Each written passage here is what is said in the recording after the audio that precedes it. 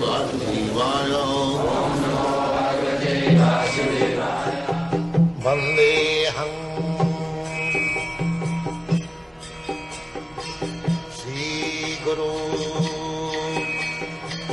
Shri Juta Padakamalam. There is complete facility for the small complete units, namely the living entities, to realize the complete. And all sorts of incompleteness is experienced on account of incomplete knowledge of the complete.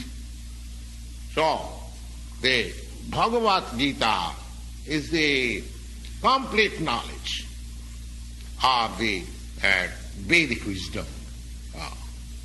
The whole Vedic knowledge is infallible. There are different examples how we take Vedic knowledge as infallible. Take for example, so far the Hindus are concerned and how they accept the Vedic knowledge as complete. Here is an insignificant example. Just like the cow dung. The cow dung is the stool of an animal. According to Smriti or Vedic wisdom, if one touches the stool of an animal, he has to take his bath to purify himself. But in the Vedic scriptures, the cow dung is stated as pure. Rather, impure place or impure things are purified by touch of the cow dung. Now, if one argues how it is that in one place it is said that the stool of the animal is impure, in another place it is said that the cow dung, which is also the stool of an animal, it is pure. So it is contradictory. But actually, it may appear to be contradictory, but because it is Vedic injunction, therefore, for our practical purposes, we accept it. And by that acceptance, we are not committing mistake. It has been found by modern chemists, modern science. One Dr.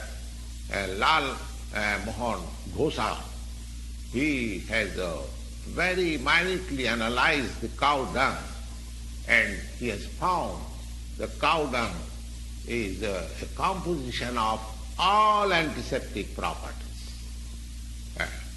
So similarly, he has also analyzed the water of the Ganges out of curiosity. So, my idea is that Vedic knowledge is complete because it is above all doubts and all mistakes. And Bhagavad Gita is the essence of all Vedic knowledge. The Vedic knowledge is therefore infallible. It comes down through the perfect disciplic succession. Therefore, Vedic knowledge is not a thing of research. Our research work is imperfect because we are searching everything with imperfect senses. Therefore, the result of our research work is also imperfect. It cannot be perfect. We have to accept the perfect knowledge. The perfect knowledge is coming down, as it is stated in the Bhagavad Gita. Just we have begun. Evam parampara praptam imang rajarsayu. We have to receive the knowledge from the right source in a disciplic succession of spiritual masters, beginning from the Lord himself. The Bhagavad Gita is spoken by the Lord himself, and Arjuna, the student who took lessons of the Bhagavad Gita, he accepted the whole story as it is, without any cutting. That is also not allowed, that we accept a certain portion of Bhagavad Gita and reject another portion. That is also not accepted. We must accept the Bhagavad Gita without interpretation, without any cutting, and without our own whimsical participation in the matter, because it should be taken as the most perfect Vedic knowledge. The Vedic knowledge is received from the transcendental sources because the first word was spoken by the Lord himself. The word spoken by the Lord is called apaurusya, or not delivered by any person of the mundane world, who is infected with four principles of imperfectness.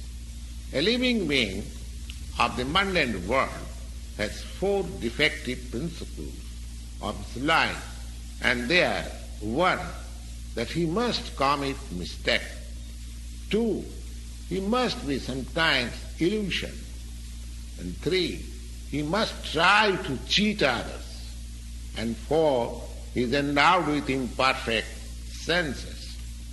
With all these four principles of imperfectness, one cannot deliver the perfect form of information in the matter of all-pervading knowledge. The Vedas are not like that.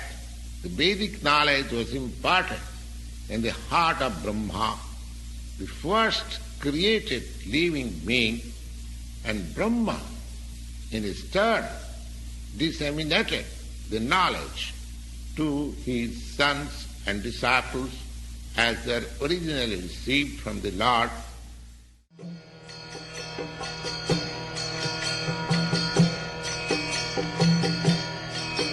Hare Krishna, Krishna Krishna, Hare Hare, Hare Rama, Rama Rama, Hare Hare. Hare Krishna, Krishna Krishna,